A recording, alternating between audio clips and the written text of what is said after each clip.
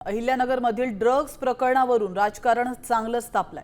सुजय विखेंनी थेट आव्हान देत कुणाच्या घरी ड्रग्ज होतं त्याचा खुलासा करणार असा इशारा दिलेला आहे आणि त्यालाच शरद पवारांचे राष्ट्रवादीचे खासदार निलेश लंके यांनी प्रत्युत्तर देत पारनेरच्या बदनामीपेक्षा शिर्डीमध्ये लक्ष द्या असा टोला लगावला।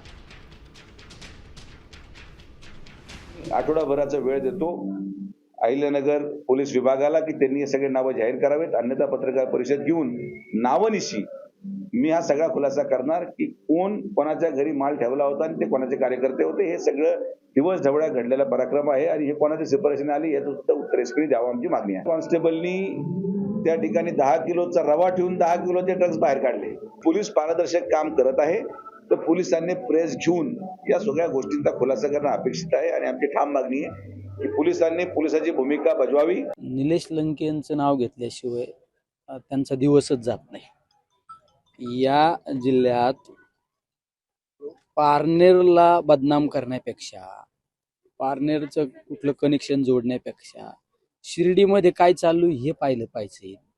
तुमचं तर इतकं म्हणजे केविलवाने स्टेटमेंट होतं एक दिवस की शिर्डीतलं बाबांनी चालू केलेलं अन्नछत्र, त्या अन्नछत्रामुळे गुन्हेगारी वाढती। तुम्ही या सगळा वेळ असा चुकीचा घालण्यापेक्षा तुम्ही कामात वेळ द्या।